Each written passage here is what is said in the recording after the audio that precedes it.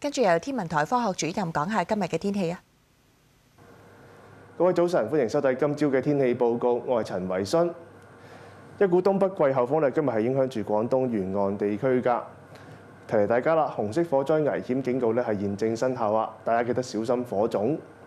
跟住睇下大範圍嘅衛星雲圖，可以見得到咧，受住東北季候風所影響啊，華南地區同埋南海北部咧，被一啲低雲所覆蓋。咁不過咧喺珠江口附近一帶咧，雲層相對比較薄啊。我哋預計咧今日都會見到啲陽光。朝頭早嘅時間咧，喺太平山望出去咧，見到天上面雲量都相對比較少啦。至於氣温方面啦，朝頭早6點鐘左右咧，各區嘅氣温就介乎22至24度左右。至於本港地區今日嘅天氣預測，將會係大致天晴，天氣乾燥，日間最高氣温咧會上升至大概係30度㗎。風方面係會吹和緩嘅北至東北風。之後嘅天氣，我哋一齊睇下電腦嘅預測圖。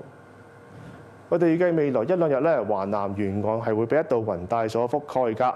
去到今個星期中期咧，我哋預計一股偏東氣流咧就會為廣東沿岸地區咧帶嚟風勢頗大嘅天氣啦。